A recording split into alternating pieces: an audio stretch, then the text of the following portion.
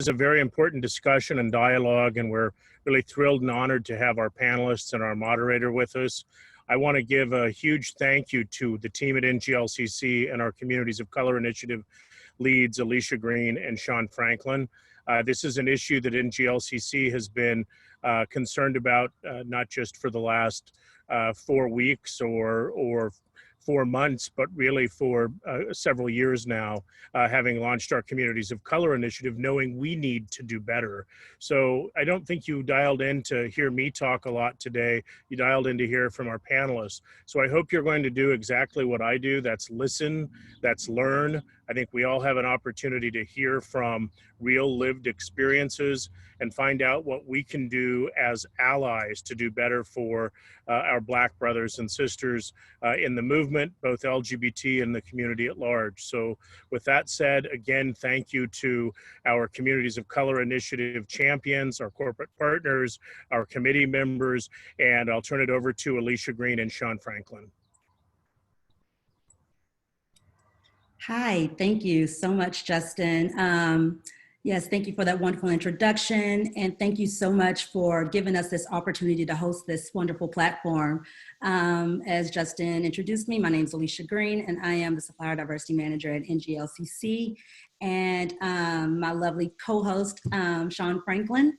We are excited about this. Sean, do you have any words to say? Hi, thanks, Alicia, and also thank you, Justin. Just looking forward to a great hour of conversation. We thank you all for joining us today. And as Justin mentioned, this is something that has been on our plate for a while, and this is things that we do need to talk about. So I'm looking forward to today's event. Yes, most definitely. We're going to go on and get this started. As you know, we have an hour and a half for this wonderful and deep conversation and serious discussion that everyone, needs to be aware of and that we are all having. So we have an extraordinary panel to introduce to you, and I am going to start off with Earl Fowlkes. I would like to introduce Earl Fowlkes. Earl serves as the president and CEO of the Center for Black Equity, formerly the International Federation of Black Pride, or IFBP.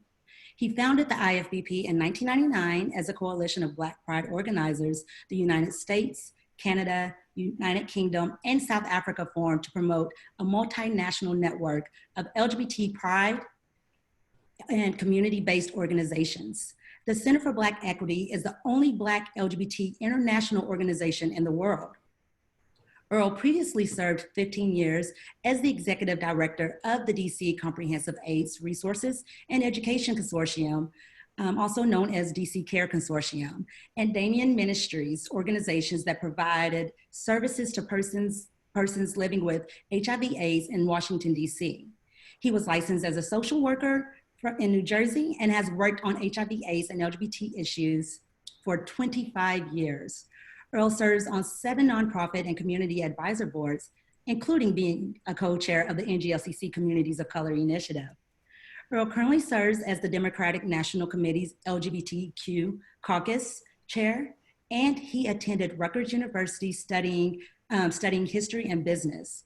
Earl resides in Washington, D.C., however, remains a devoted to his hometown, Philadelphia, Phillies, Eagles, and Flyers, and all things Pennsylvania. So I want to say fly, Eagles fly, and welcome, Earl. Thanks, Alicia. And I have the pleasure of introducing the lovely Keron R. Sadler, a native of Nashville, Tennessee, earned her Bachelor of Arts in Religion, Theology from the American Baptist Theological College, while simultaneously pursuing studies in the MBA program at Tennessee State University. She is a graduate of Hood Theological Seminary in Salisbury, North Carolina, with a master's in divinity. Recently, she earned a certificate from Cornell University, which qualifies her to train organizations on diversity and inclusion. An accomplished dynamic speaker, author, and advocate, Lady Keron, as she is affectionately known, has presented to a diverse group of audiences, capitalizing on her personal experiences and passions to connect with them, all the while exemplifying excellence, realizing that ladies are born and not made. She personifies poise and grace. In addition to her current full-time role, Keron also serves as the Chief Executive Officer for the Maryland LGBT Chamber of Commerce. Keron is also the co-author of the Daily Dose of Direction devotional for women in business. She serves in the United States Army Reserves as a first lieutenant chaplain. In addition, she is an ordained elder in the African Methodist Episcopal AME Zion Church and serves as a member of the Hope Springs Executive Board in Baltimore, Maryland. Welcome, Keron. Our next panelist, a lot of you might already know, is Zaylore Stout, or Z, as he is affectionately known by friends and loved ones, serves as a fierce advocate on LGBT issues. Through his law firm, Zaylore Stout and Associates, LLC, he's represented HIV+ and transgender employees who are discriminated against at work. Zaylore volunteers through the LGBT Law Clinic and serves on the board for Reclaim, an LGBTQIA+ nonprofit. He championed the passage of a gender inclusion policy to protect transgender and gender non-conforming youth in St. Louis Park schools. In November 2017, he gave an impassioned speech at the Forum's National Coming Out Day luncheon alongside our very own Judy Shepard. His law firm was recently selected by the Minneapolis St. Paul Business Journal for their Business of Pride Award, and he has also won a contest putting him on the cover of Lavender magazine. Last year, he published his first book, Our Gay History in 50 States, which he has already won a few awards. Finally, he will be hosting a panel at this year's Lavender Law Conference titled Extreme or Essential: Understanding the Shifting Legal Landscape of LGBT-Specific Community Inclusion in U.S. School Curricula. Welcome, Z. Thank you, Alicia. And before I introduce our moderator, just a reminder, if you have any questions, go ahead and put them in the chat box and we can get those fed over to the moderator as well as the panel during today's discussion, or we can save them for the Q&A towards the end. So now I have the pleasure of introducing Tiffany Williams. She is a Diversity and Economic Inclusion Program Lead at Verizon. She is an experienced D&I professional who possesses a unique set of skills that allow her to support D&I with a multidimensional perspective. Tiffany holds a BS in Management from North Carolina Agriculture and Technical State University, an MS in Management Information Systems from George Washington University, and an Executive Certificate in Strategic Diversity and Inclusion Management from Georgetown University. Tiffany is currently pursuing an MS in Organization Development from American University in Washington, D.C. She serves as a board member and a board secretary for DRU, Madame Win Healthy Families Serving Communities in Baltimore, Maryland. She is an active and proud member of the Alpha Kappa Alpha Sorority Incorporated. And without further ado, Tiffany, I will turn it over to you. Perfect. Thank you, Sean. Good afternoon, good morning. Hello, everyone. Again, my name is Tiffany Williams, Diversity and Economic Inclusion Program Lead at Verizon, and I am very, very, very excited to be a part of this very important conversation. Before we get started and we hear from this amazing panel, many of whom I know very well, I would like to thank Alicia, I would like to thank Sean, I would like to thank Justin and the entire NGLCC family for providing this space for this very important conversation. As an ally, as a Black woman, I appreciate the commitment that NGLCC has made to uplifting and providing a voice for oftentimes the voiceless. It has not gone unnoticed that NGLCC has made an intentional commitment to acknowledging as well as supporting the intersectionality within the community. The Chamber is activated, they're committed to driving change. This is evident by today's town hall and through the work that they are doing through their Communities of Color initiative. So on behalf of myself, Verizon, we welcome this opportunity to continue to have today's conversation and conversations in the future. And we just appreciate the invitation to collaborate in this manner. So with that, we're going to get started and we're going to hear from our esteemed panel. So the first question that we are I'm going to ask and that we are going to discuss to kind of kick us off is we're going to just jump right into it and start with a very hard question. And we're going to talk about white privilege. And so I'm going to pose the question to the entire panel and give you an opportunity to take a moment to think about it. But what is your definition of white privilege? And so remember, we're going to be authentic. We're going to be raw. So let's go. I'll start with Keron. Keron, can you jump in here and give us your definition? Yes, thank you, Tiffany, and again, thank you to NGLCC and our family there. So for me, when I think of white privilege, it's not a clear-cut definition. So there are structures that are larger than us that have an impact on our daily interactions with one another. It is important to be aware of one's status. And I think when I think of white privilege, I think of statuses. And so when we think of one status, it relates to privilege, power, influences that certain people are afforded, especially in comparison to those of us who may not have the same opportunities.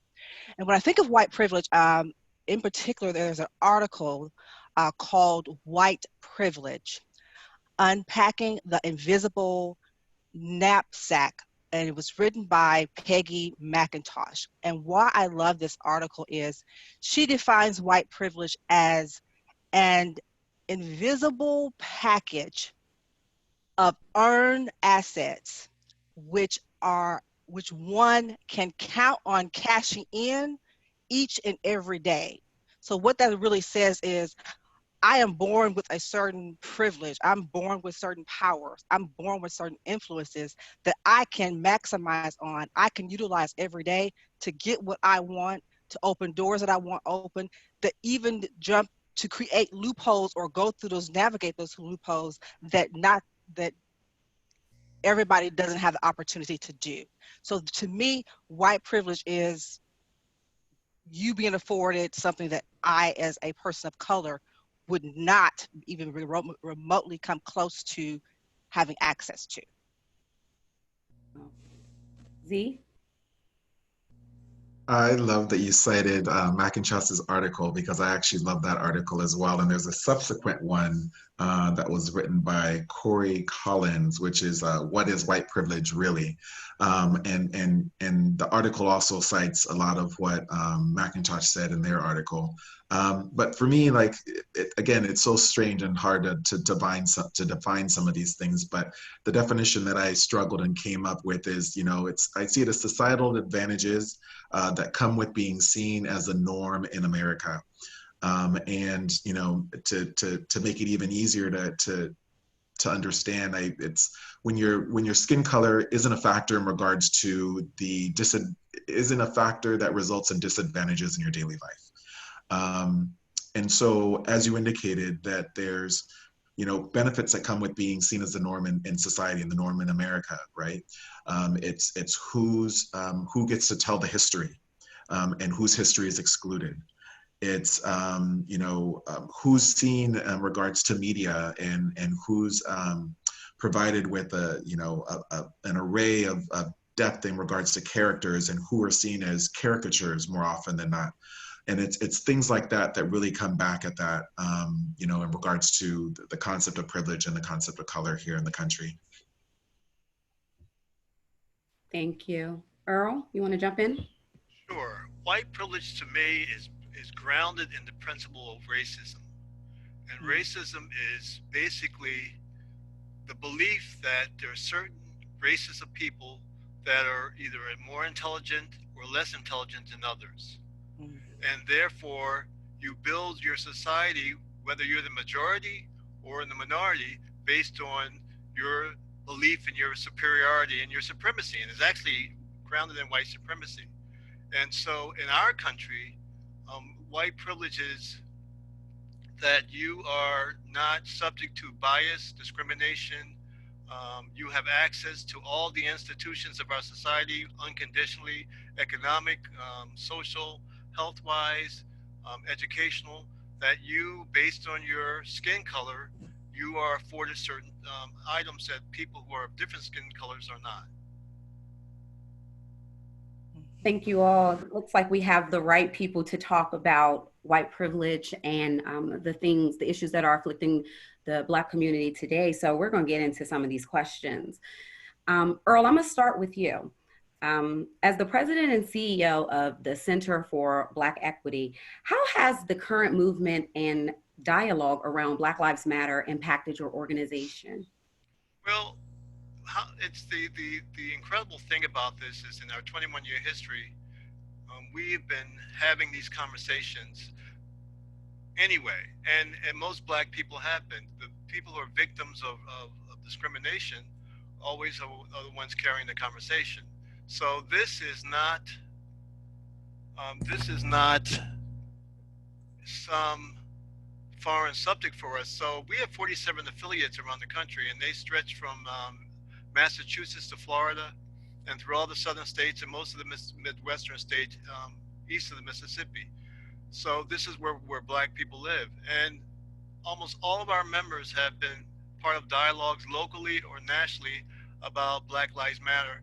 And what we bring to the table is to include LGBTQ folks to the Black Lives Matter, because sometimes there is some homophobia and transphobia within the Black community which has to be dealt with in a separate call.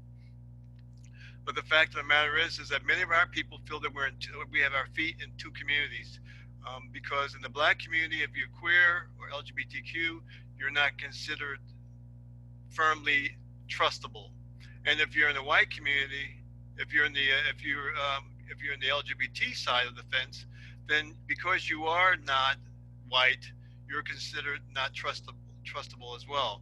So as always, we find ourselves split between loyalties. And the fact of the matter is we shouldn't have to choose, because part of the discussion is that in the Black Lives Matter movement is that as queer people, we have rightful place in that movement because we are Black. And many of the founders of the Black Lives Movement have been cisgender lesbian women. So the fact of the matter is that we're part of these movements, whether the Black community or the LGBT community wishes to accept this. The Black folks and Black queer folks are part of these movement. And the Black Lives Matter movement is a movement that we embrace because it's trying to address systemic and historical racism. Thank you. Z, I'm gonna come over to you. Something that Earl said, he mentioned about, Black people and people of color being a part of this conversation well before today. And so I know you and I have spoken, and you speak often about your upbringing and accomplishments as a gay Black man. Can you tell us a bit about your background and, tell us about the conversations that you had around your coming out experience and how that's impacted your overall life? No, so it's interesting. So I feel like I've told this story a gazillion times, but it's important because it's a different and unique experience than many of my colleagues. I grew up in Orange County, California. My dad was a drill instructor in the Marines. So, the guy that gets into people's face and yells, "You're a scum, you're nothing," like you see in the movies. That was my dad. My mom was a fashion designer. I was about a mile away from Disneyland and did not grow up in a community that had a critical mass of Black people. I remember there being only maybe 3 to 4 Black students in my elementary school. By the time I got to junior high and high school, maybe it expanded to 5 or 7. And so, growing up in mostly white spaces, you become accustomed to being able to navigate and interact in those spaces. And, I remember there never really being anybody that looked like me that was LGBT. I know that growing up in the 80s and in Southern California, the only person that I can recall that was out in public was Boy George, right? So yes, I did not have colorful dreadlocks. That wasn't my look. That wasn't something and somebody that I could personally identify with. But it's important because we lost a whole generation of gay men, and there weren't those mentors in the community that I could look up to and say, hey, this is, it's okay to be me. And so I remember coming out to my parents. One I came out to on Christmas, and that actually went easier than expected. The other one, I tried to come out to them many, many times, and remember them always kind of cutting me off at the pass and saying, well, you know, what you do with your life is your business. And, you know, it's difficult when, you know, you're trying to show your true self to those that are the closest to you, and you're prevented from being able to do so. But then even when you finally do, I remember finally being able to finally come out, and we always used to go to the movies together and share a soda and stuff. And then, you know, I noticed that we weren't sharing a soda anymore, and popcorn. And it may have been some of the misconceptions in regards to, let's say, HIV and AIDS at the time. But that's something that really hurt me to the core, because I remember that those subtle differences in regards to our interactions. Later on as an adult, came out to the extended family. My extended family lived in St. Louis in South Carolina, and that was stressful because I didn't necessarily feel it was necessary to come out to them since they weren't part of my daily life. But once you have a partner and it's time to go back for the holidays or family reunions, you know, you just kind of have to like make a decision and make it happen. And it went swimmingly well. Like my grandma even calls him his grandson, her grandson, and now I swear he's like the favorite out of everybody. So sometimes it's giving your family the benefit of the doubt and giving them the opportunity to prove you wrong and accept you for who you are. Thank you. Keron, let's talk about your experience. We heard your bio. You're a busy woman. You're very busy. So let me just ask you, you balance a number of roles in your life that reflect many, many entities as grassroots organizations, as well as the business and religious sectors. Tell us about the multiple hats you wear. Do you ever feel a divide in terms of how you support the communities you belong to as it relates specifically to race, the LGBTQ plus community, faith, and the military? That is actually a great question, Tiffany. There is absolutely a tiresome divide. As you referenced, I'm a mover and shaker. I've been one of those my entire life, among many groups across an array of sectors that come with their own challenges. The divide is often draining because I cannot always show up as the authentic Black professional lesbian that I am. Other times I cannot show up even as a competent professional in some groups. Then there are times when I am altogether discounted, whether lesbian or Black, in other groups. So I'm often fighting as the voice of rationale, or aiming to be a voice of reason. And often that voice is dismissed, even though you come with credentials or you come with competence or expertise. So, you know, you have sectors that display a public persona, which a lot of them are known for that, that project that they're affirming or that they're inclusive. And then you have other sectors who suggest that we're this one big happy family or one big unit that consists of many or similarities, despite our differences. But at the end of the day, having people who are different isn't enough. Whether you're a brown person, a Black person, lesbian, gay, bisexual, whatever the case may be, we are marginalized individuals, and we are communities of color where we should feel appreciated, we should feel respected, we should feel valued, and we should feel that we bring something to any organization, that we come with with influence and power. And you talk about the white privilege.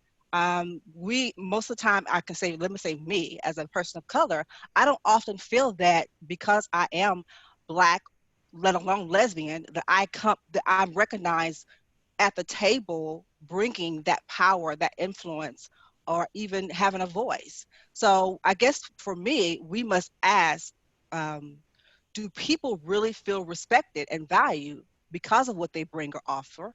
And when people realize that, so speaking of white privilege, this is what I wanted to say earlier, when people realize that there's a cost for how they show up and how they act, for what they say, for what they do, I think when they are held accountable, at that point, they then realize that there are consequences for how you show up. So that's what I keep in mind. And so again, the divide is always ongoing, never ending, because I'm juggling so many hats and having to show up in so many different ways, different opportunities.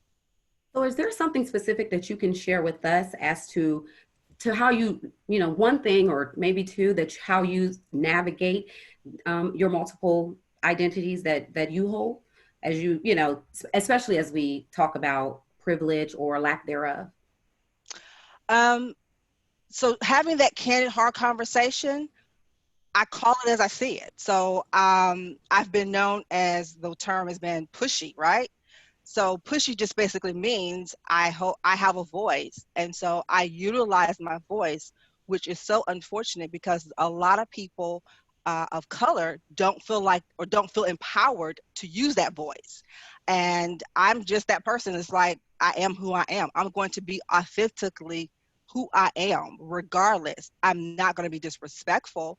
I'm not going to be arrogant or braggadocious, but I am going to utilize my voice in any sector that I sit in a respectful manner, and let you know that I may not look like you, but I may know just as much as you know, if not even more.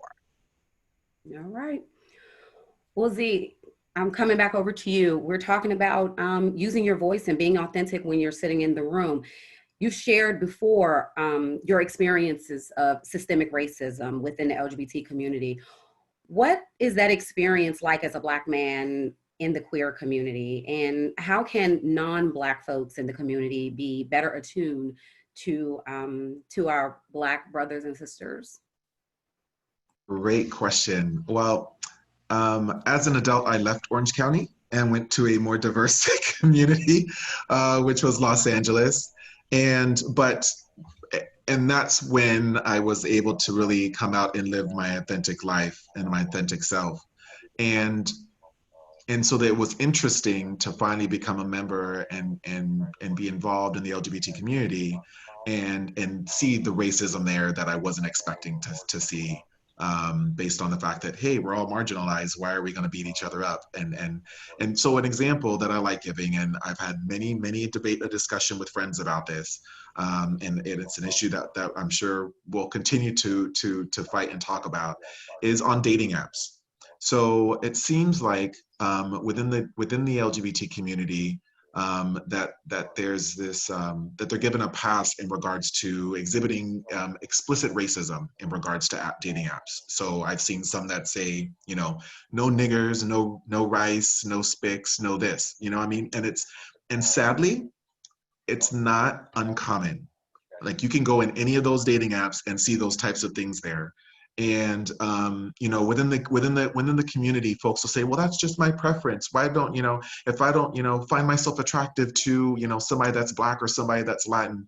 But what they fail to realize is the internalized and maybe perhaps unconscious bias that relates in regards to that you are completely excluding an entire group of people, and you're not willing to take them on face value. You may find your soulmate, right? And you're completely excluding them early on. And the other thing is not even taking the time to think about how that makes individuals feel that are part of those marginalized communities, that are part of your group, right? Very often where there's fat shaming as well as femme shaming as well, right? So the same, acronyms that I put on there, they'll say no fats and no femmes. And it's harmful for our community. It's not something that's necessary. And these are types of things that I think allies can do to speak up and call each other out, because they have their friends, they see them on these apps and stuff like that. And the other thing is I grew up in a majority white community. I'm in Minnesota, which is, again, a majority white community in the city. And I think somebody's not muted. And 1 second, Z. For those of you on the call, if you're not muted, can you please mute yourself? We're getting some feedback. Thank you. Got it. Sorry, it's hard for me to hear myself. How, as Black folks, we become very accustomed with and knowledgeable about our white siblings, their lives, their struggles, all those different types of things. But how often can they, you know, personally relate to, you know, our individualized struggles based on personal conversations, intimate conversations, you know, deep friendships that we've had with each other. So one of the things I wrote in my most recent article was, you know, of our white siblings, you know, when was the last, when did you, you know, meet your first Black person? When did you have your first Black friend? When was the last time you had a Black person over to your house for drinks, dinner, you know, a family gathering, right? And, you know, it just shows that, you know, there's a long way to go in regards to really fully understanding the Black experience in America. And you can read a bunch of articles, you can read a bunch of books, that's great. But, you know, having an intimate friendship, having, you know, those deep discussions with Black folks, whether they be, you know, people at your job, whether they be friends that you meet, whether they be folks where you go for worship and fellowship, that's what's going to make the difference, because it's the exact same thing that happened with marriage equality, where folks were coming out and having these very in-depth personal discussions with people in regards to what it was like to be LGBT, and people found out that, hey, we're just like everybody else, right? So I'll stop there because I can't wait to hear what Earl has to say next. Yes, because you know we were going right over to Earl. So Earl, I mean, we want to hear your experience as well. So, you know, tell us about your thoughts around breaking down racial barriers within the LGBTQ community. What are you seeing? And also, how can non-Black queer folks contribute to this?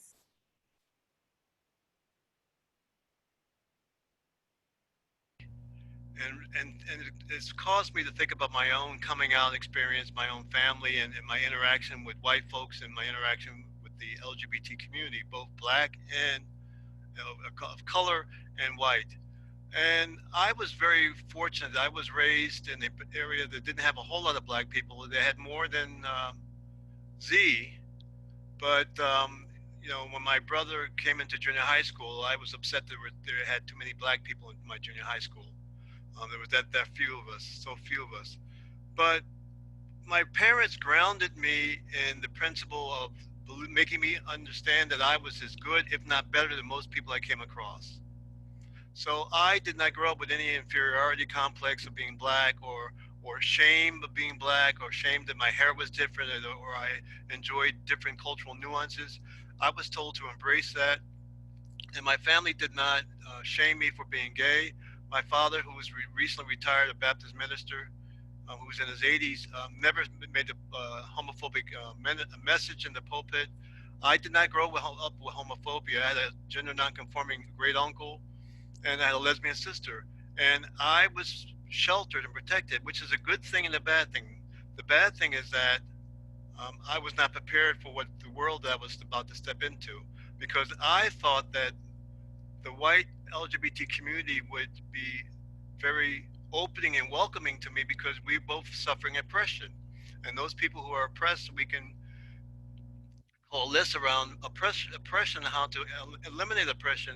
And it was a cultural shock to live in New York and have to have two IDs to go into white bars, which I'm predominantly white bars, and be told that I was straight, I couldn't get in.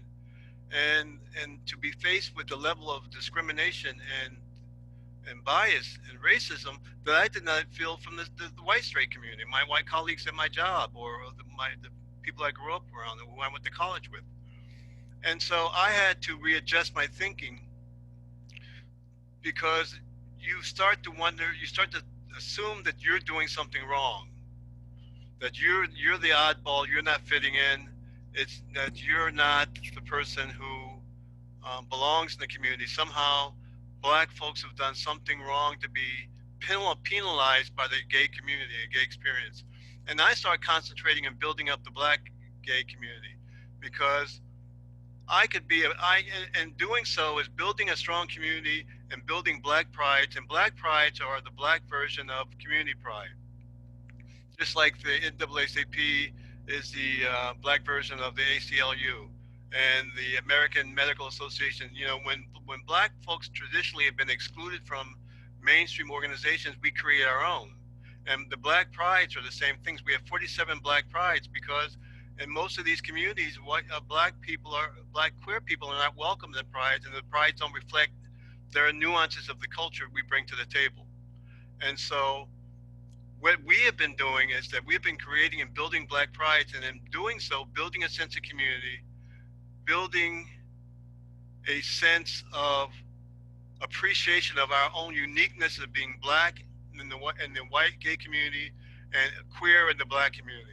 And we have a special place and a unique place, and it should be a positive place. And we don't have to be at at Community Pride to be appreciated. We can do our own thing.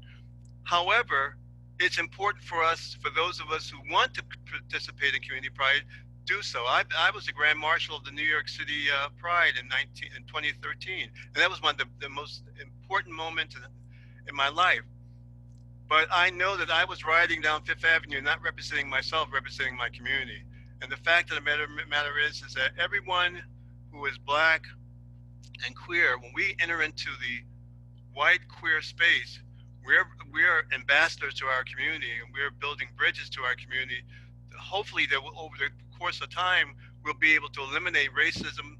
I'm not sure I'll live long enough to see racism eliminated in the general community, but I think that I may live long enough to see some of the racism in the queer community broken down. I definitely appreciate that, those comments, and it's not surprising, but it is very upsetting to hear about the experiences that Black people further face as they are members of the community. Can you tell me a little bit about the impact of the work that you're doing? And you mentioned how some of the initiatives that you have, what are the goals of the organization that you lead, but what is some of the impact? What are some of the things that you're seeing through the work that you're doing? Well, I'm going to give examples because we're not a top-down organization. We're a bottom-up organization.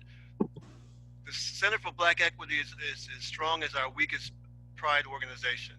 So my job is to strengthen and to provide leadership and provide the tools to make these organizations relevant in their communities. And I want to give one, our smallest pride organization is in Selma, Alabama, which has a bustling, vibrant Black queer community.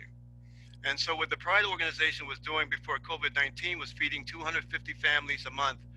And it's not just queer families, all families. Anyone who needed Black, white, whoever needed food got fed to, got packaged, food packages, 250 per month. That's increased to 450 a week since COVID-19. And most of these people are not gay. They're just people who are in need. And this has done more to break down walls of ignorance in Selma, Alabama, to the point that the person who runs the Pride in Selma, Alabama is a trans man, a Black trans man, who is being encouraged to run for city council.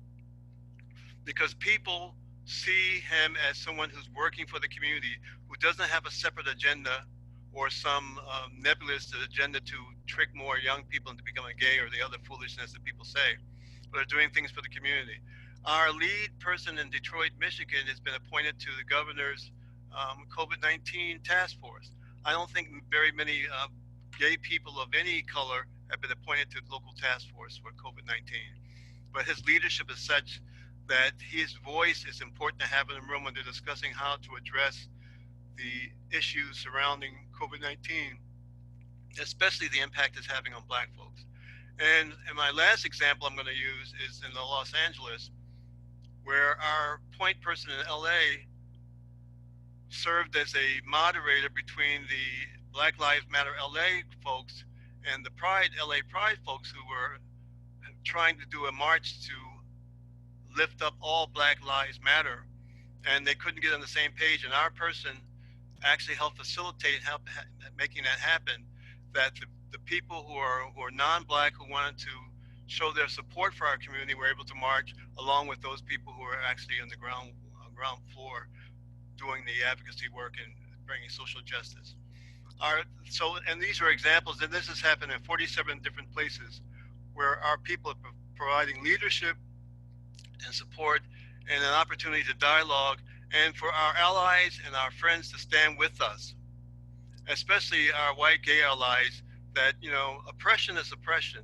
And we need to stand together to face oppression, whether it's in the white community, whether it's in the Black community, the Latino community. We should always be standing together. And hopefully this special moment in our history will extend further than the next few months. Tiffany, Yes.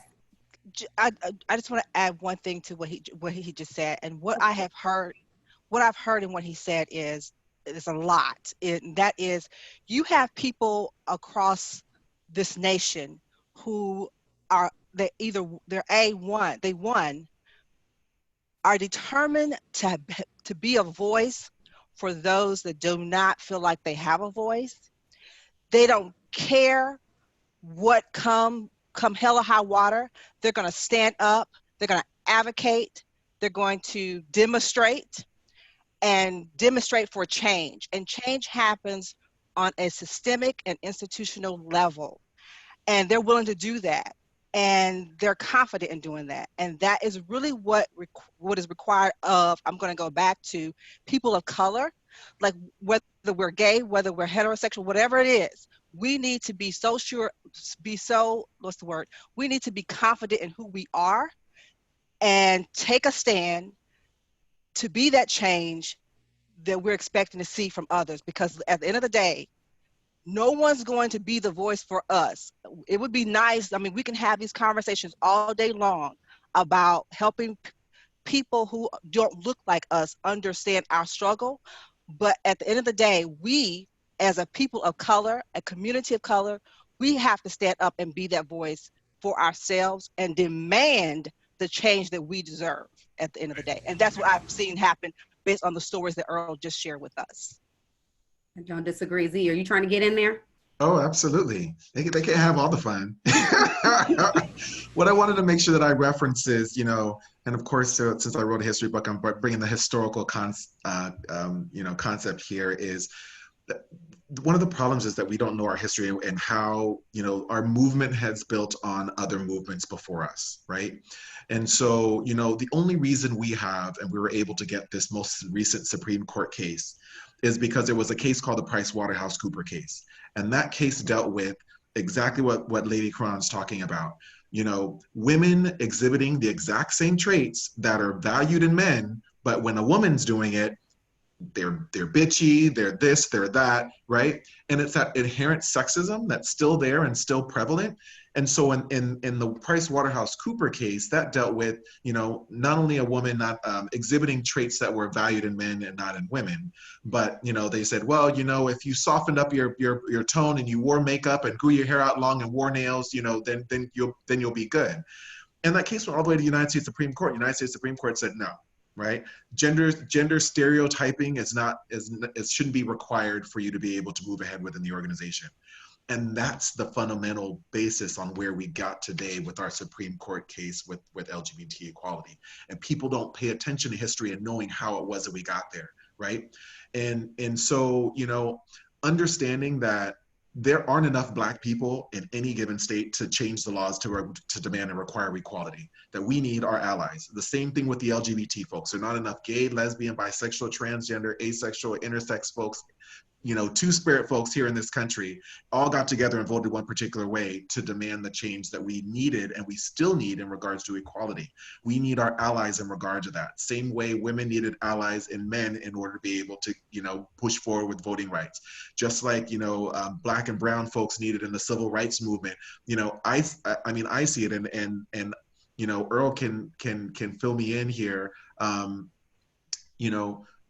freedom rides was the pivotal point, I think, that changed the trajectory of the civil rights movement. When you saw white kids getting beat up and water hoses and dogs sicked on them, just like the Black and brown folks, all of a sudden it became an issue in this country. And so that's why I see today as being something that's different as well, because, we have our white allies here. I'm in Minneapolis, right? Ground zero in regards to the George Floyd murder. And, the day after his murder, I went out to the memorial site and there were 5 blocks of people, thousands and thousands of people. Most of them were not Black and brown. And that's when I knew that this was going to be something that was a different type of situation that impacted our local community, our state, and our nation differently. So I just want to make sure that I highlighted that, we're building on the progress that's been provided by movements before us, and understanding and knowing that context and working together is what's going to result in success for all of us moving forward. May I weigh in to say something about the Z's comment about history? Go for it. One of the problems why we don't know our history is because the people who are of color who've been part of the history have often been written off of history, especially in LGBTQ history. It's called pinkwashing. You know, the fact of the matter is the Stonewall riots were instigated by gender nonconforming Black and Latinx people.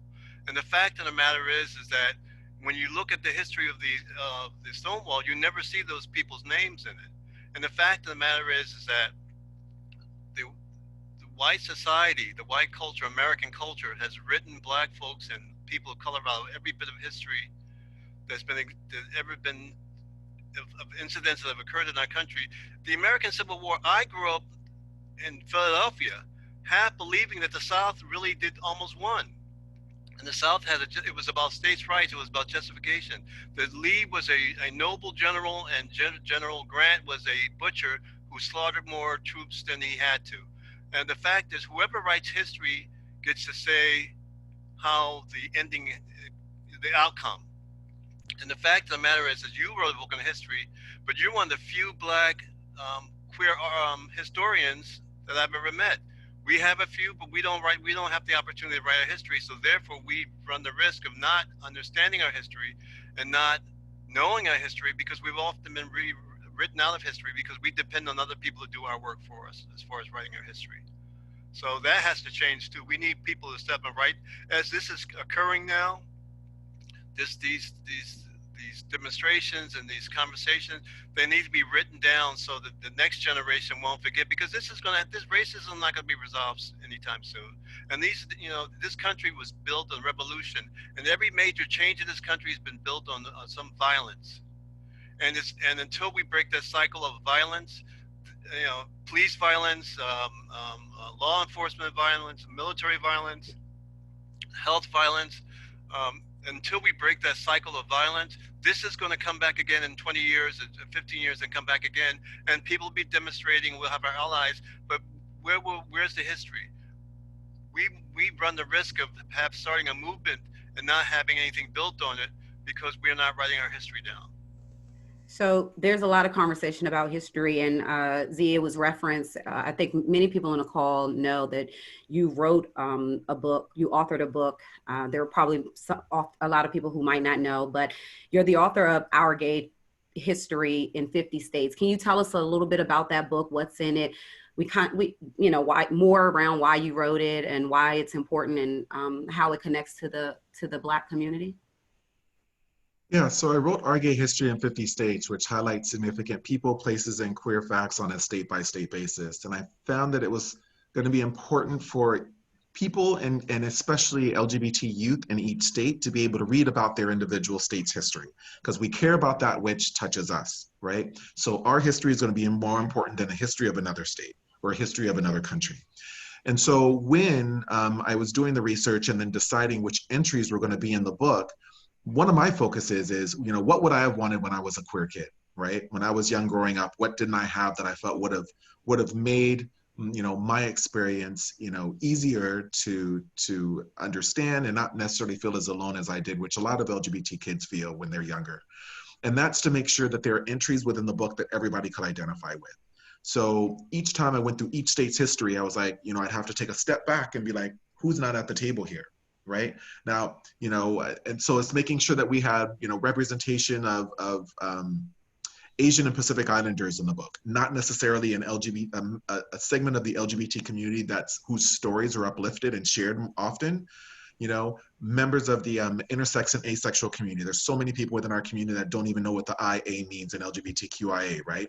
And so it's providing that context and those stories there, the Two-Spirit community, and hearing and learning about how colonialism significantly damaged the status of those that are Two-Spirit, part of the Native American community, and their status in regards to their own culture, right? And so, so it was important for me to make sure that it was a more inclusive history that represented the true diversity that I saw in the LGBT community that I'm a member of. And that's definitely not something that's normally represented in media reports, shows, things of that nature, right? And representation means everything. And who writes the book and who writes the history gets to decide on whose stories get told. And so this book wasn't a who's who of stories that you've heard already. There were lots of, you know, I didn't receive any hate mail, but I know that there were some people that were a little butthurt that their stories didn't make it into my book. But this wasn't a vanity project. And so, you know, there were some states where I was like, you know, there's just too many gay white men whose stories are part of this, and am I going to include another gay white man's story at the expense of a trans bi woman, right? No, right? And I'm like, that story, if their story's already been told, they don't need to be told again in my book. My book was to be able to tell some of those other stories that have not been told previously. So that was my focus in regard to that. Thank you. So we can't have a conversation about inclusivity, equity, and building up Black communities or communities of color without talking about businesses, Black-owned businesses, entrepreneurship. So Keron, I'm going to come over to you. As the CEO of the Maryland LGBTQ+ Chamber of Commerce, what efforts are you deploying to serve Black businesses specifically and entrepreneurs within your network? So I personally love being at the chamber. Out of all the hats that you mentioned that I wear, is because I can really show up being myself as a lesbian woman. However, in this space, and I think this is probably no statistics that's not unknown to anyone that's on this webinar, is that I actually function as the leader in a very across the nation in a white gay male space. So I think what's important is two things, not only in leadership, but also when it comes to entrepreneurs and professionals, is that we need to have more representation of the communities of color at the table. People who've heard me talk, I have a cliche I use all the time. Either we are at the table or we on the table. So we're being served on the table. So it's important that we're at the table, being a part of that conversation. And so my role at being at the Maryland LGBT Chamber of Commerce is to ensure that there are more representation of the Black community, of people of color, the brown and Black, that are at the table, that are part of the membership, whether you're ally, whether you're part of the queer community, but that you are there and present, and that people can see there are successful Black people that exist. And you know, one of my pet peeves is not defined by how I speak, how I articulate, how I enunciate. That doesn't define me. That doesn't say whether I'm educated or not. Because there are individuals that are successful that may not have any letters or acronyms behind their name, but they do have the knowledge and the capacity and the competence to run successful businesses. So my goal is to bring those individuals to the table so people can see that we exist. So that's one of the things that I'm working on. Representation would be the key word that I would use here. So what do you need from your allies? What do you need from corporations? What do you need from the people within the community to continue to drive the mission that you've set forth? So I think it's important that allies show up, allies, and I think here, I may have missed it, but I think when we're using the word allies here, it's used like interchangeably. So you have allies that are not a part of the queer community, then you have allies that are not a part of the communities of color. So I think what is very important is when everyone was talking, the word unification came to me. I think at some point in time, we've got to be aware and be self-aware of our biases, conscious and unconscious. We've got to be aware of our preconceived notions, our stereotypes, because all of those things, whether we realize it or want to own it or not, stem from what we've seen as a child, stems from what we've experienced as a child or even as adults. So we've got to learn how to put those biases to the side and come together and become unified. Once we are able to unify, if that ever happens, once we're able to unify and come together, we then can have a voice, and that one voice is a powerful voice. So I need people to start showing up, empowering one another to be the best self, not judging, not shutting people down, not being dismissive, but embracing people for who they are, their true, authentic selves. We've got to really create a space of, and some of people may have to Google this, but psychological safety is very, very key, where people have to be able to come to wherever they are. And we're talking about the professional atmosphere within the business sector. But guess what shows up in the business sector? How I'm treated at home, how I'm treated in my community, how I'm treated in my network of friends.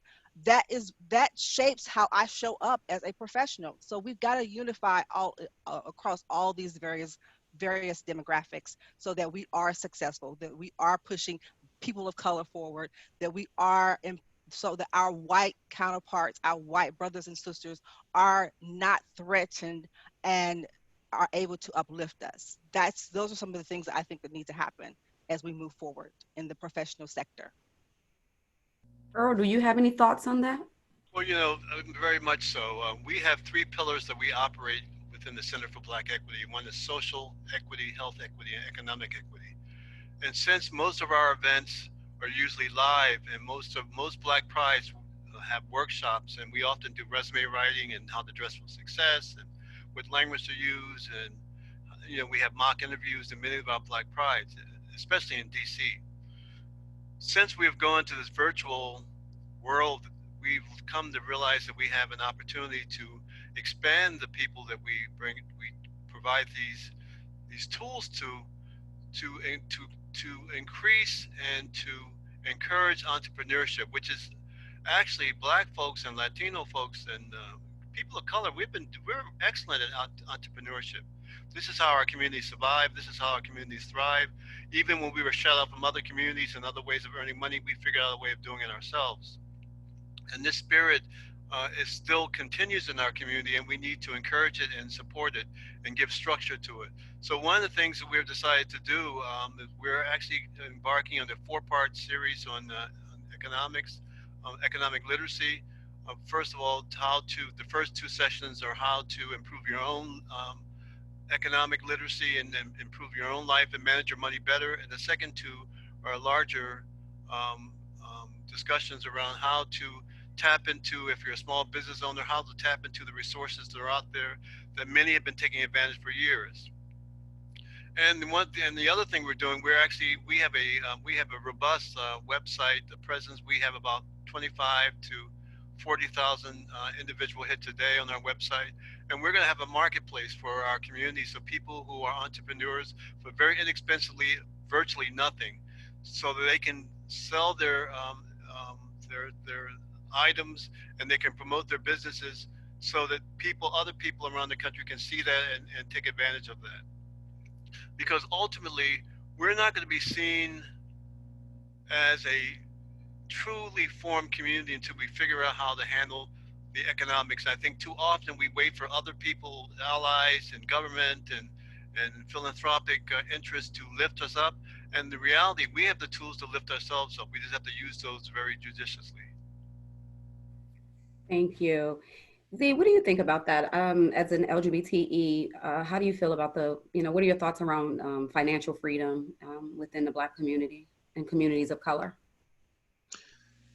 It's essential. I mean, one of the things that I'm working on here in Minnesota, specifically in regard to the LGBT community, is, that in regards to the supplier diversity programs and portals, LGBT folks aren't included. And a lot of the, smaller type contracts that are available through cities, municipalities, through the state, some of them, they're like, we don't even need a contract. If it's under 20,000, they can just outsource it. LGBT folks aren't at the table, right? And here in Minnesota, unfortunately, uniquely, we have to have this be something done by the state legislature. And since we're lucky to only have the only bifurcated state legislature in the country, we have one chamber that's run by Republicans, one that's run by the Democrats. It's not something that's necessarily going to happen this term. But this is something that why I joined my local chamber as a board member, is to be able to fight and push in regards to making that happen. Because there are folks that are members of our community, regardless of their race, that are trying to live their authentic lives, and living their authentic lives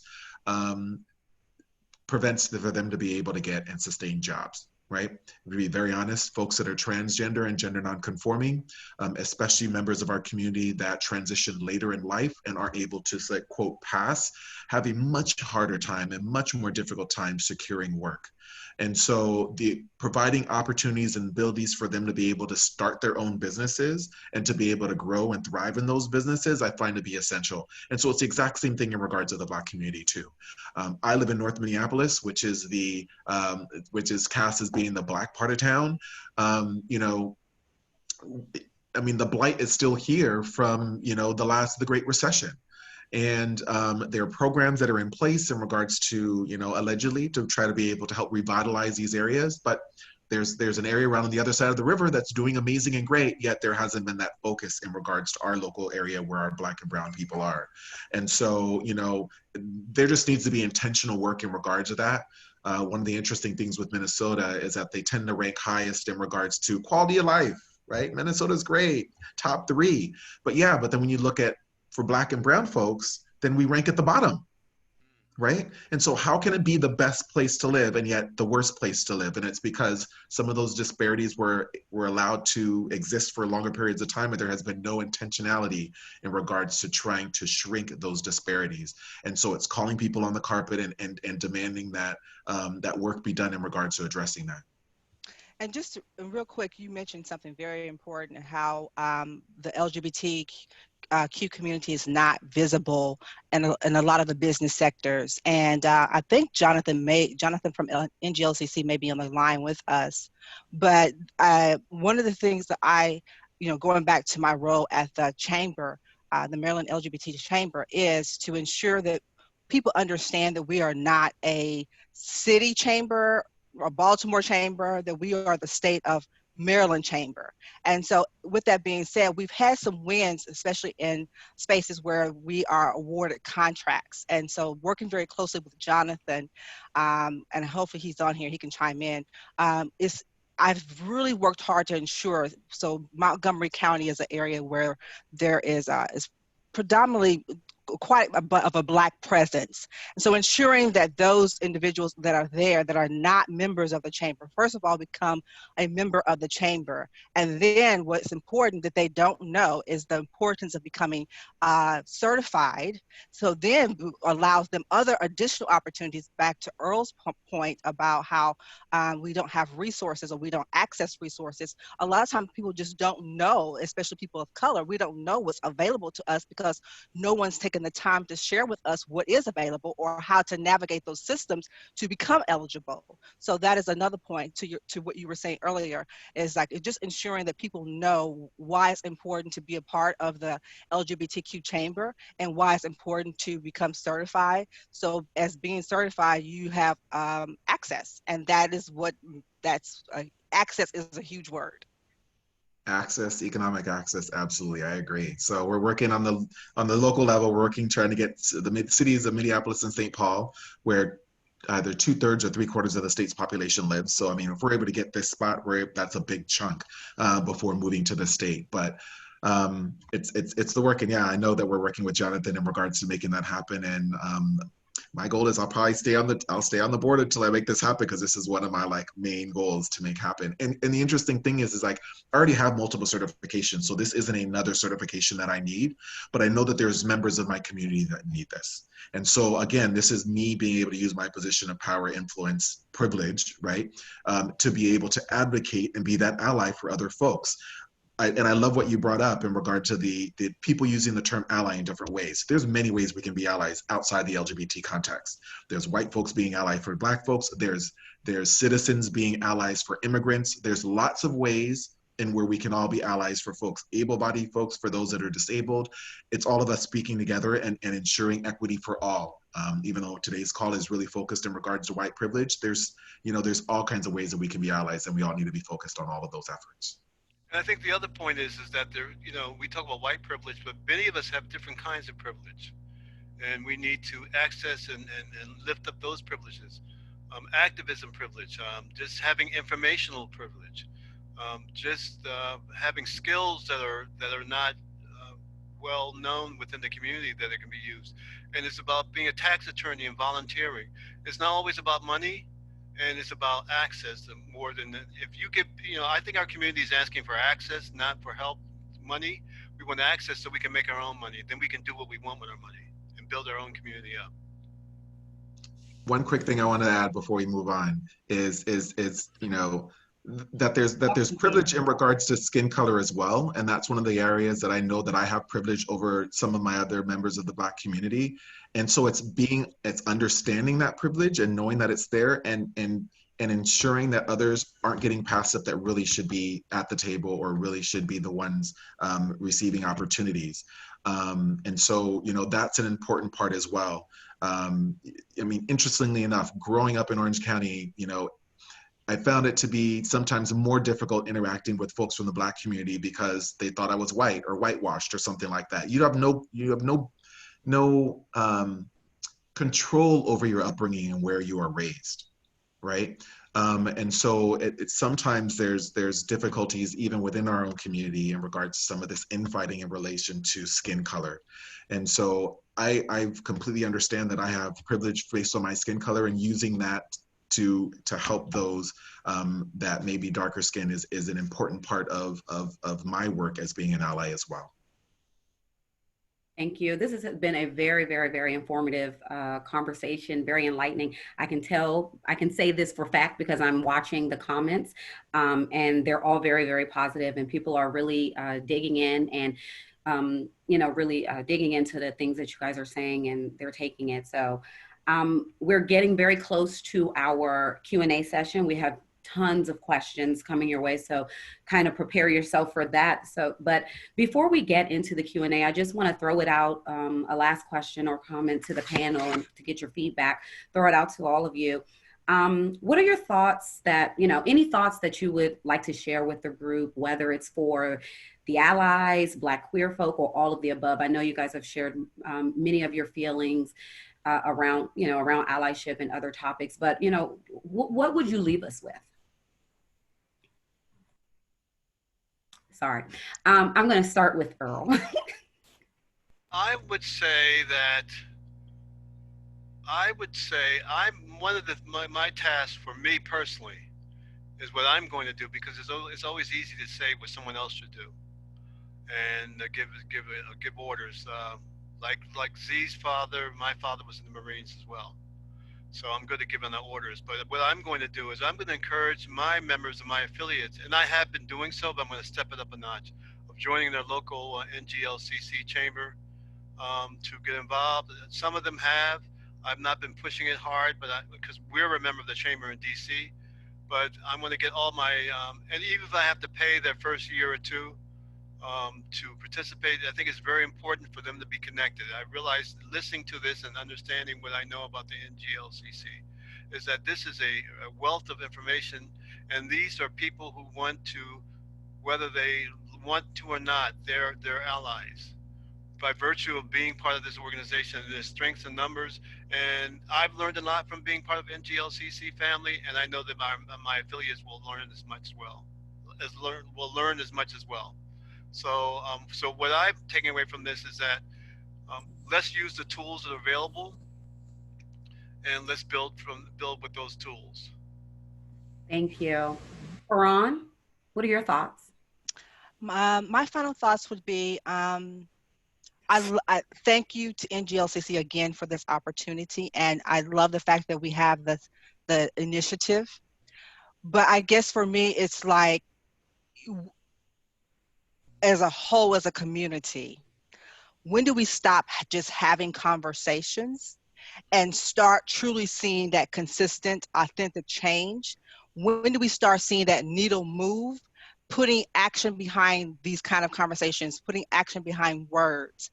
So, I mean, when do we see white privilege become more self-aware, where he or she, they're checking their biases, again, those conscious and unconscious bias? When can I, as a Black professional female, maneuver without scrutiny and be able to bring my whole self without being judged or being like this angry Black woman because I'm passionate?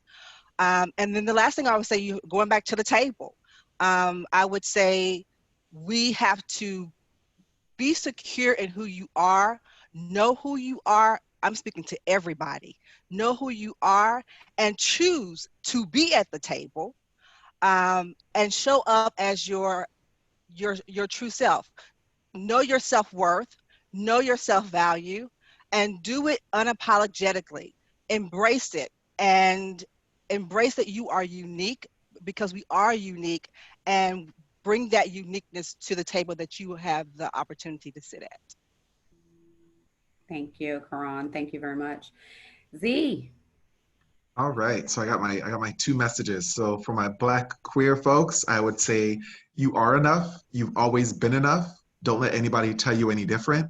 Keep fighting the fight and keep demanding for not only equality, but also equity. And your voice is the one that people need to hear, especially today. To my allies, I like this one definition that writer Michelle Kim came up with in regards to allyship. She indicates that allyship is the active and consistent practice of using power and privilege to achieve equality and inclusion while holding ourselves accountable to marginalized people's needs. I love this because it talks about being active. You can't sit back, right? Like everybody's, it's not good enough to just not be a racist. It's important to be an anti-racist and know what that means. And so if you don't, read up on it. There's great information out there on that. That it's a constant practice, that it's not just what's in vogue today and it's something for you to do for the next couple of weeks, and then when people aren't talking about it anymore, you forget about it. No, it's a constant practice that you need to be working on every single day in all of your interactions. Using your power and privilege to receive equity and inclusion, there's always going to be opportunities for you to take a step back and look at the table and say who's not here and why aren't they here. There's many, many, many LGBT organizations, both locally and nationally, that are not as diverse as they need to be, not only on a racial basis, but on a sexual orientation basis and a gender identity basis. There's some upheaval happening here in Minnesota, and I see that there's upheaval happening across the country. So what I would say is, that no organization is sacred. So folks need to be looking at that. And if you don't have it, you should be working on it. And then the last part is, always holding yourselves accountable to marginalized people. And it's their needs, not your needs. And so you need to be focused on them. It's not about how it makes you feel. If you're being an ally, your focus should be on who it is you're trying to be in service to. Thanks. Thank you. So again, I just thank you all for your insights, your comments, your passion around this topic, and just your overall willingness to be a part of this movement, and just uplifting the community and the extended community. What I heard all of you say was we need to figure out who we are and how we're going to contribute to this moment in time, so that it is not just a moment, that it is a movement. I heard Keron say, you are enough, show up, be powerful, you're bad, go forth, take what's yours. I think she said something about, if you don't let us come to the table, we're going to stand on the table, or maybe I interpret it as we're going to turn the table over. Either way, you're going to let us sit down at this table. And one of the things that I have heard that throughout this entire session is that ally is a verb. It is a verb. It is not a noun. It's not something who you are. It is what you do and how you show up every day, supporting the people who need your support the most, and that we can all be allies based on the privilege that each of us holds. And so, again, thank you for your insights. And with that, we are going to move into the Q&A section of this conversation. Oh my gosh, what a wonderful discussion. And our panelists, I just want to thank Earl, Keron, and Z, Lady Keron and Z. It was a wonderful discussion. And Tiffany, you moderated this. I am telling you, you did a wonderful job. And it's just such great information and, to know, and you took the words right out of my mouth, because what I really learned about this was about allyship, and it's a verb, and it seemed like that's what it's about, is everybody just coming together, just coming together. There's different comments that were coming in, like, yes, allies are the key to all movements. I believe we all have some privilege, especially if we were born outside of a war zone, we can advocate for others. There was another comment, we can be we can all be allies today. We all have a choice to use our voices and relative privilege to uplift others. So with that, I'm going to start off. The first question is, so how does a white gay man break through those privileges in the LGBTQ community to be a better ally for the LGBTQ people of color in our lives, both professionally and personally? Now, I know some of these questions, questions you might have answered, but if you could just reinstate for the purposes of the attendees. Thank you, Alicia. So for the panelists, would you like to be called on or volunteer? Call on us. Call on you guys? Okay. Well, Earl, I'm going to call on you. Be my big mouth. Change starts with the individual. We see an issue, especially those of us who tend towards activism, and we see an issue to tackle, and then we realize after trying to tackle it, it's much too big for us to handle by ourselves. And it's like what they say is eating an elephant, you don't eat the whole thing, you have to take one bite at a time. And in order to change racism, or to break down racism, it's not going to happen overnight, but I think it starts with the individual. And you can't change anyone else but yourself. And that means when you are engaging in behavior that may be taking advantage of your white privilege, you have to question yourself and stop you.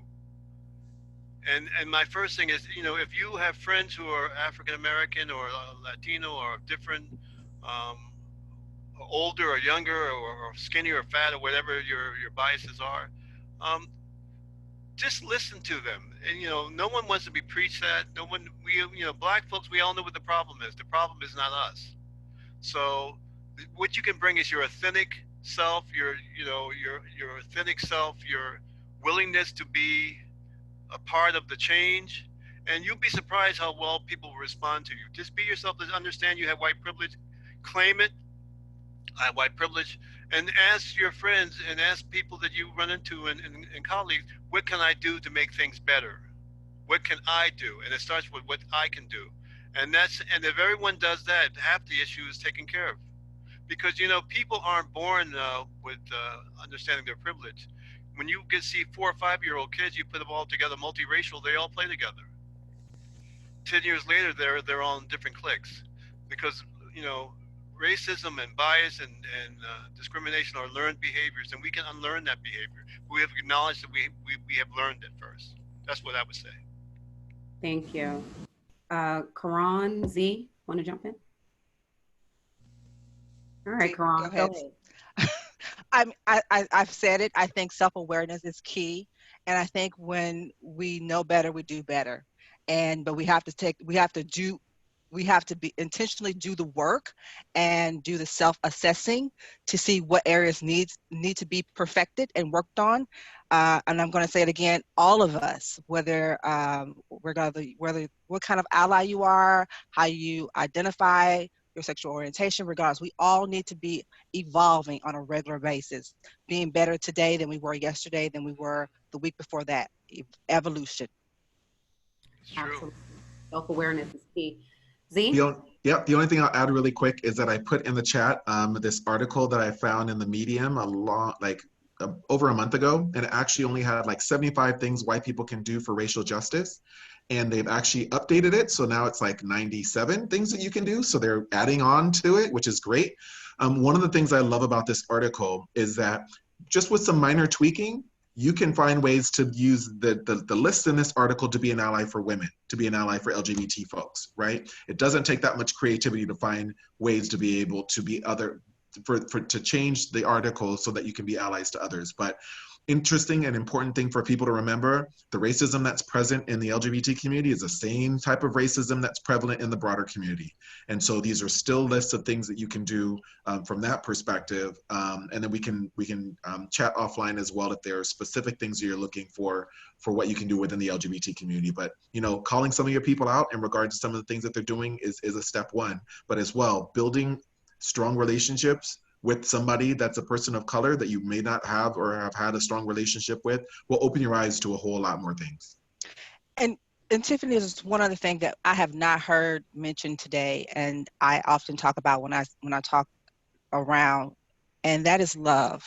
We don't have enough love happening, and we need to learn to first love ourselves, but learn to love one another. I don't have to agree with everything you say or everything you do, but I can respect you and I can love you as a human being. So I just want to talk about the word love. That was it.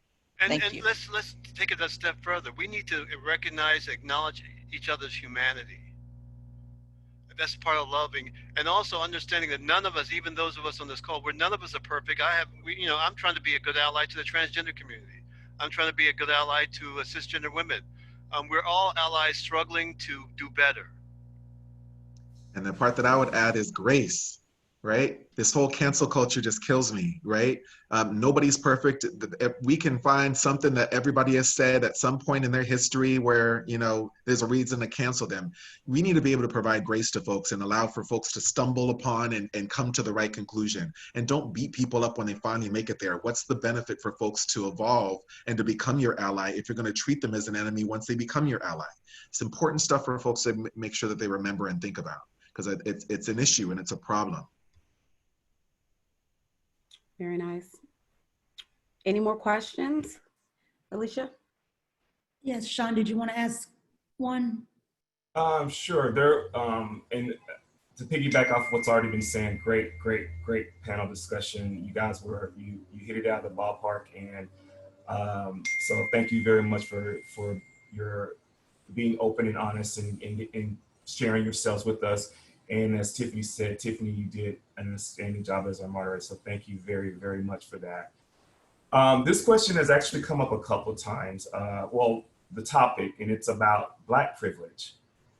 And it says, how about Black folks that stand in unison with white America in the very biases that keeps us locked in self-deprivation? They move in a space as if they have been accepted and the rest of the Black folk need to get on their agenda to fit in. Any thoughts on that, any of you? I have a thought, but I probably shouldn't say this. Say it, Earl, say it. You're being raw. Remember, that was the condition for this conversation. That was the condition, people, Earl. This is the product of white supremacy and racism. The way that a small group of people are able to control huge colonies, or to have the different people within the colony against each other, always fighting. The same way as that slave owners were able to keep thousands and thousands of slaves with very little, basically there were very little oversight, but they have slaves on the inside of the house who were reporting on the activities of slaves on the outside of the house. That's because they thought by virtue of being in the house, they were as good as the people who were living in the house. And it's the same thing. People are misled into believing that by having a slice of the pie, they own the pie. And you're actually getting crumbs from the pie. So there are people who are misguided. Racism and discrimination and bias, they're very strong, very toxic drinks to be partaking of. And these people are unfortunately have misled themselves into believing that they're as good as the people who are oppressing them. And they rather tie themselves to the oppressive class as opposed to the oppressed class. And that's unfortunate. There are going to be people like that, and that's nothing, there's nothing you can do but provide an alternative. And a high tide lifts all boats. And the fact of the matter is that we're not free. I'm not free as an individual until every one of my people, my siblings are free, and my family, and the greater family of the world that I live in are free. Whew. Thank you. For that. Y'all, as we are, we know about the time, we have 4 more minutes. We're going to ask one more question, and then we're going to turn it over to Justin for him to have the final say in this wonderful panel discussion and webinar. Final thought. Alicia? Yes. May I ask, I know we have 4 minutes, and I'm sorry, I'm like always the rebel here. But and Justin may speak to this, but I just want to make sure that we talk about what is next, because this was a phenomenal day. So I just want to throw that out there. That's a good time to do a part 2. So coming soon. So that's how you rope us in. How Keron turns over tables right there. She just gave you an example of a table turning over. exactly. This is good because we're going to keep this discussion going. This is not the only time. So what we're saying is not just a move. It's not just a moment. It's a movement. So this discussion needs to be continued. There's so much to say. Everybody is very knowledgeable about a lot of information. So we would like to just keep these resources going and available to our stakeholders as well as to our certified businesses. But the last question, real quick, has to do with our trans community. And there was a comment in there that want us or someone to speak on how trans women are treated by white gay men due to the whole Stonewall and, you know, starting the movement. How, you know, who can, you know, talk on that or discuss it and thoughts on it? I'll jump in on this one. There's a reason why the movie Stonewall didn't do well. It didn't do well anywhere in this country, because by the time that movie came out, we had already been yelling and screaming at the top of our heads in regards to who the founder of our movements were and that they weren't receiving the recognition that they needed to receive. And so, you know, the pinkwashing, as Earl indicated, we're not going to accept and tolerate. And I use that as the example in regards to why Black Lives Matter has been protesting and fighting at protesting Pride over the last few years, right? And it's this erasure of our history and our involvement in regards to history so that folks think and believe that white folks did it all by themselves. And they did not. This country's wealth was not built by themselves. It was built on the back of Black folks that were slaves. And that's something that we haven't atoned for. And so it just keeps coming back to all of that. So recognizing and being true to our history is what's going to make us move forward. And so I think the treatment of it's you know, a lot of our white cisgender, whether they're straight or gay men, right, like to think that it's their world and they've done it all, and people are coming to the realization, or they've been at the realization once they have an opportunity to read up on more of these histories, that it wasn't just them that made this country what it is today. And so that's the part that I wanted to make sure I threw out there. And I want to say that transgender women of all races are being mistreated by all races. It's not just white gay men or Preach. It's about everyone mistreating transgender women because people don't understand. And I always, when someone tells me, I don't understand it. I said, you don't have to. I don't understand it either. I'm not a transgender woman. I don't have a desire to be a different gender than the one I was born. But you don't have to understand it. You have to accept people for where they are and what they want and where they want to be. And that's their choice. And as they're a human being, we're obligated to treat people fairly, regardless of they're different from us or we're uncomfortable with the subject. You know, I don't understand how people are uncomfortable with something that doesn't impact them. They're not trying to change your gender. They're trying to change their own. Leave them alone. Let transgender women have the life that each of us wants to have, a peace and tranquility and family and a house and a job and part of what we used to call the American dream. That's all that transgender women are asking. Not to be beaten up and ridiculed and excluded and mocked and murdered. That's just this inhumane. It's inhumane. It really is. Yes, basic human rights and decency. That's it. And that should not be a heavy lift. It should be a full stop right there. So.